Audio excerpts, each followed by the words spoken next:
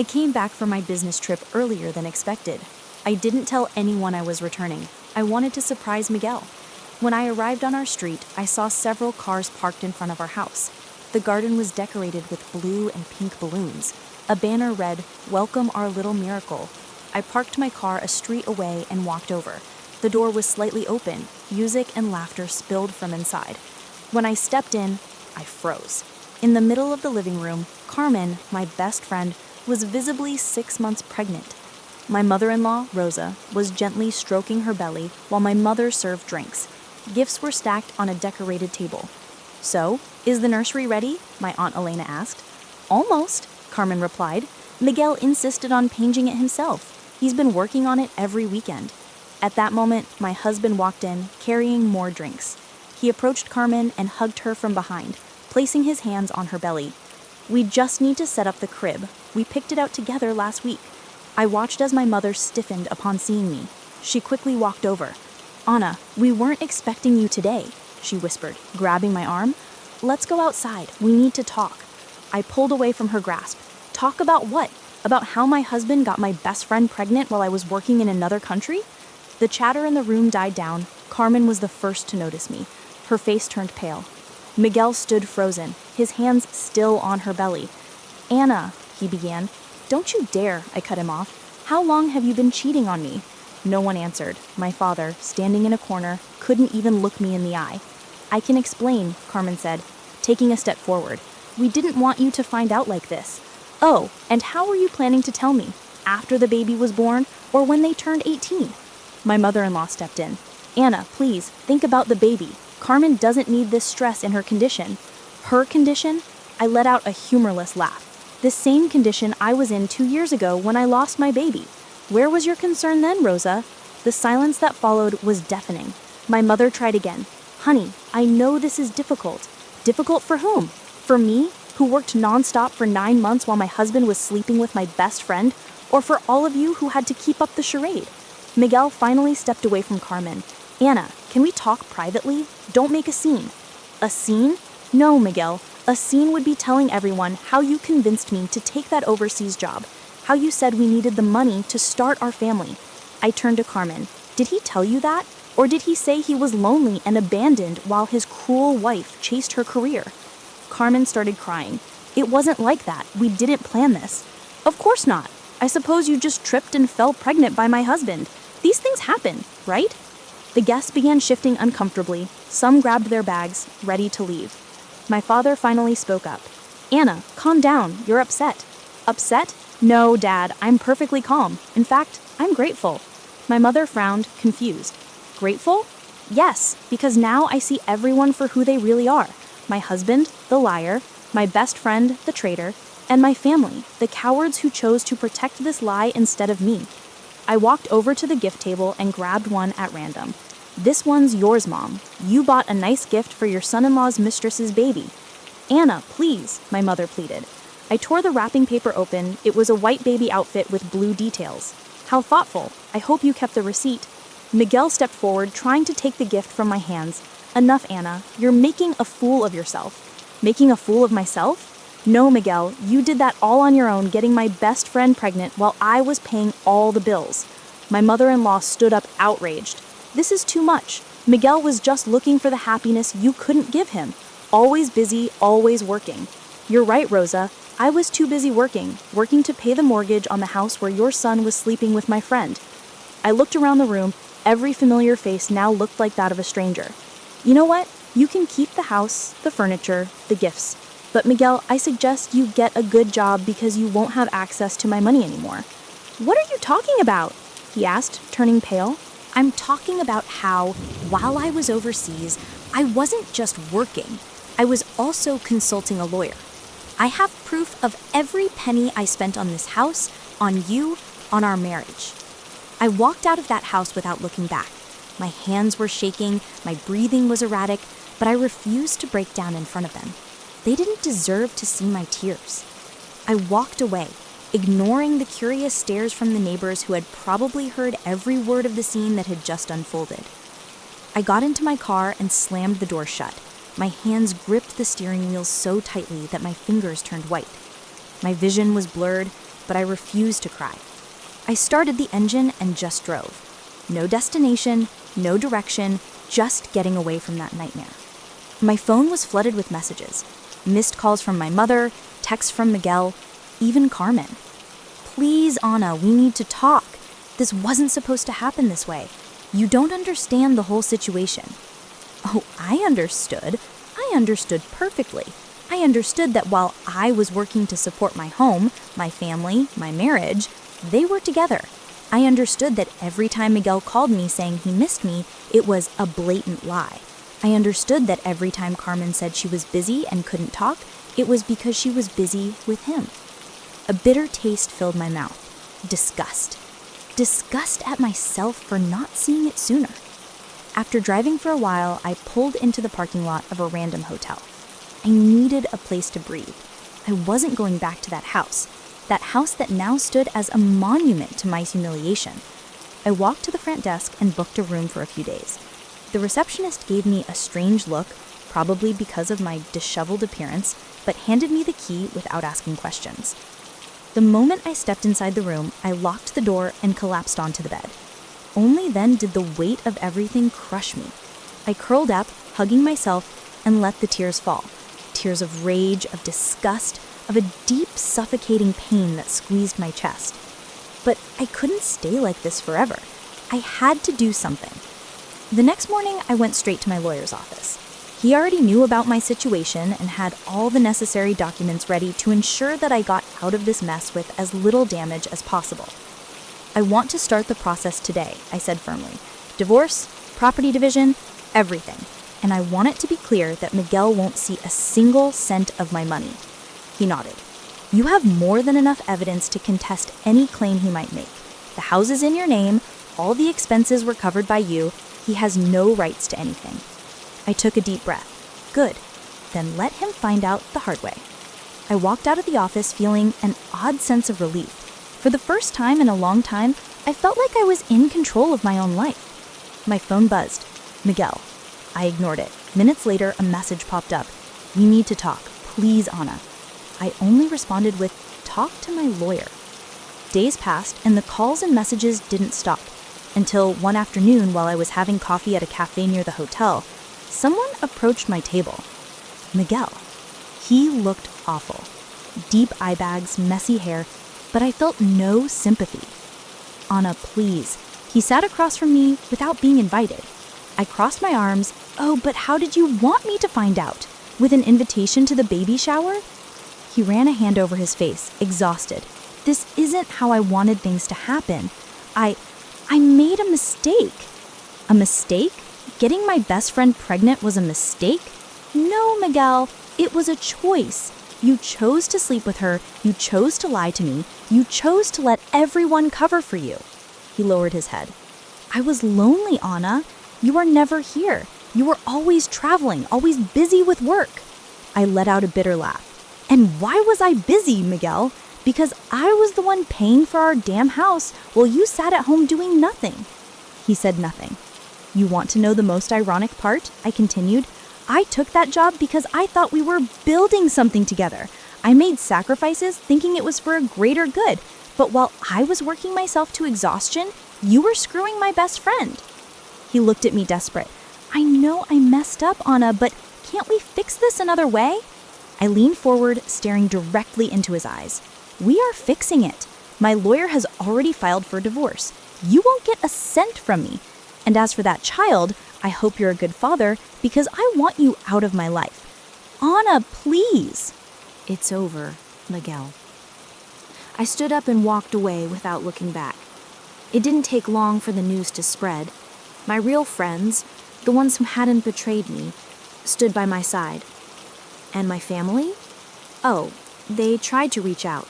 My mother called me multiple times, trying to justify everything. We didn't want to hurt you, sweetheart. It was complicated for all of us. You need to forgive. Forgive? No, I moved on. Over time, I rebuilt my life. I left that hotel and bought myself a new apartment. I focused on my career, my future. And Miguel? Well, He soon realized that life wasn't so easy without the comfort I had provided. A few weeks later, I received another message. "Can we talk? I miss you." I laughed, deleted the message without replying, and for the first time in a long time, I felt free. When I finally received confirmation that Miguel had been officially served with the divorce papers, I knew his real nightmare was just beginning. He tried to contact me in every way possible. He called me dozens of times a day, sent endless messages, even showed up at places I knew I frequented. But I didn't answer. I didn't give him a chance. I refused to let him manipulate me. One night, as I was returning to my apartment, I found my mother waiting outside. "Anna, we need to talk." I rolled my eyes. I already knew exactly what this was about. "We have nothing to talk about. Miguel is desperate. You're taking everything from him," she said, outraged, as if I were the villain in this story. I crossed my arms. "Oh, now he's the victim." "Honey, he made a mistake, but that doesn't mean you should ruin his life." I let out a humorless laugh. "He ruined my life, Mom. He cheated on me, got my best friend pregnant, and all of you covered for them. And now you have the nerve to tell me that I'm being cruel?" She sighed, reaching for my hand, but I pulled away. "What you're doing to him? This isn't right, Anna." Anger burned in my chest. "Oh, you want to talk about what's right? Was it right for me to pay for the mortgage alone while he was screwing my best friend? Was it right that I worked my ass off while he played the perfect husband? Now he gets to deal with the consequences." She looked at me like I was a monster.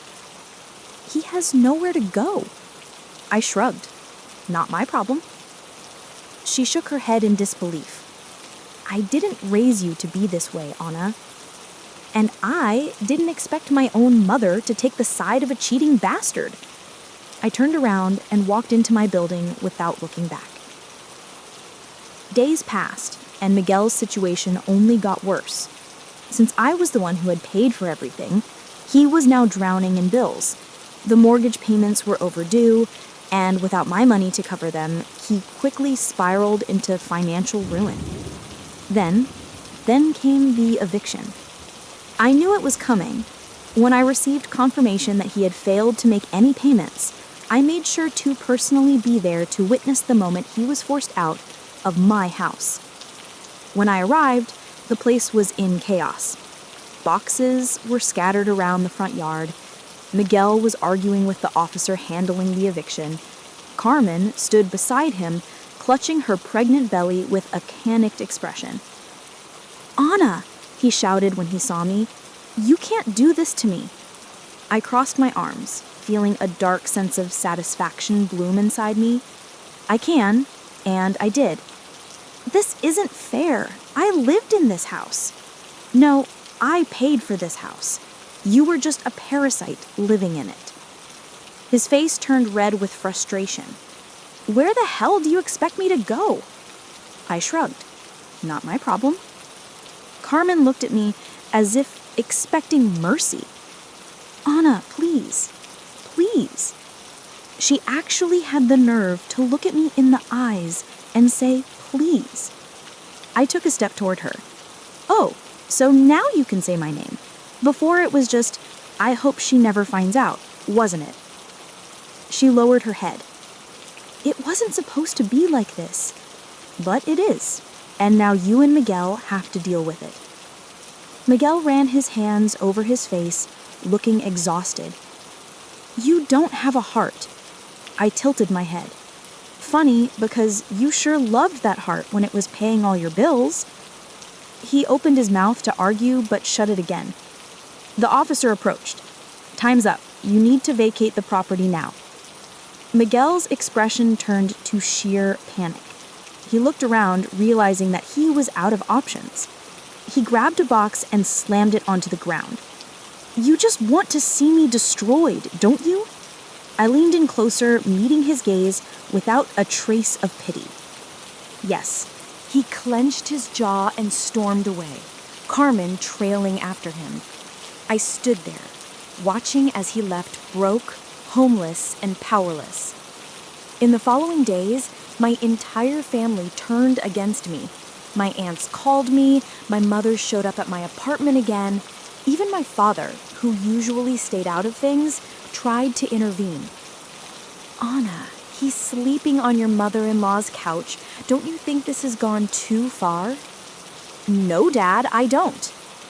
Carmen is pregnant. They have nothing. Great! Then Miguel can finally do what he should have done a long time ago. Get a job. My mother threw her hands up, exasperated. You're obsessed with revenge. And you're obsessed with protecting a cheater. They couldn't change my mind. And Miguel? Oh, Miguel was in ruins. No home, no comfort, no access to the money he had leached off me for years. I heard through some mutual friends that he had started taking odd jobs to make ends meet, but it wasn't enough. And then the inevitable happened. Miguel showed up in my apartment. He looked miserable, thinner, with dark circles under his eyes. Anna, please, I have nothing left. I stared at him. I know. I need help. I tilted my head, pretending to think. Like I needed help when I found out you were cheating on me? He closed his eyes, frustrated. I was an idiot, I know that, but I can't change the past. I crossed my arms. No, but you sure as hell can suffer in the present. His hands clenched into fists as he swallowed his pride. You don't have to be this cruel. Oh, but I do. I learned from the best. And with that, I slammed the door in his face. And for the first time in years, I felt at peace. Miguel was finally experiencing what life was like without me. And me? I was finally free. Time passed, and just as I had predicted, Miguel sank even deeper. No home, no money, no comfort. He had gone from a spoiled, dependent husband to a desperate man hopping from job to job just to keep himself afloat. And me? I moved on. I didn't feel sorry for him. In fact, every time I heard about another disaster in his life, I felt a twisted sense of satisfaction. It was a sweet taste of justice, of knowing that everything he had done to me was coming back to him. And then I heard the best news I had received in months. Carmen filed for divorce. I found out through an acquaintance, one of the few people who still dared to talk to me after everything that had happened. She ran into me at a cafe, hesitated for a moment, then smiled slightly before dropping the bombshell. She left him. I blinked. What? Carmen? She filed for divorce, and she wants alimony. The laugh escaped before I could stop it. A loud, genuine, from-the-gut laugh. Are you serious? I asked, still laughing. Dead serious. Miguel can't hold a stable job, and she doesn't want to be the one supporting him. Oh, the irony was delicious. Carmen, the woman who had sworn Miguel was her one true love, the one who clung to him like a parasite while I worked to pay for everything, had now done to him exactly what he did to me. Left him when he was no longer useful. And she wants alimony? I asked, still grinning. Yeah, she claims he promised to take care of her, and now that she has a baby, she needs financial support. I couldn't stop laughing. Please tell me, does Miguel even have money to pay her? My acquaintance smirked. No, and I lost it. Miguel hadn't just lost everything I had given him, now even the woman he betrayed me for was financially screwing him over. Karma had come for him, and this time he had no one left to leech off of. I have to see this. The following week, I made sure to accidentally show up at a place I knew Miguel still frequented, a rundown bar we used to go to, one of the only places he could still afford. He was sitting at the counter, looking like a ghost of his former self. Thinner, dark circles under his eyes, his beard unkempt, and, of course, a cheap beer in his hand. I walked in slowly, taking my time, and sat 2 seats away. He noticed me immediately, his face tightening. "What do you want?" he muttered, his voice rough and tired. "Nothing," I said, picking up my own drink. "Just enjoying the view." He sighed heavily. "Are you happy now?" I took a sip, savoring the moment. "Yes, very," he scoffed, shaking his head. "You think this is funny?" "Miguel, I think this is hilarious. You threw our marriage away for Carmen, and look at you now. She left you. She took whatever little you had left." He ran a hand over his face, clearly exhausted. "You don't understand." "Oh, I understand perfectly. Tell me, how did your great love fall apart so quickly?" He went quiet for a long moment before staring at his empty glass. "She said she couldn't be with someone who had nothing to offer. Funny, right? That's exactly what you said about me." He shut his eyes, his jaw tightening. "You don't get it, Anna." "Oh, but I do. You were only good enough for her when you were convenient. Now that you can't provide the comfortable life she wanted, she threw you away like garbage." He didn't argue, because he couldn't. I stood up, ready to leave. "You know what's the best part? You deserve every bit of this." And I walked out, leaving Miguel to drown in his own misery. After that day, I cut off everyone connected to my past. I distanced myself from my family, the hypocritical aunts who kept telling me to forgive, my mother who insisted I had gone too far. I owed nothing to any of them. The only person I owed something to was myself. And so I started over. I rebuilt my life from scratch, bought myself a new apartment just for me, sold everything that reminded me of that pathetic chapter of my life, donated some things, burned others. Miguel and Carmen were erased. I went out more, met new people, enjoyed life without carrying dead weight on my back. For the first time in years, my life was mine.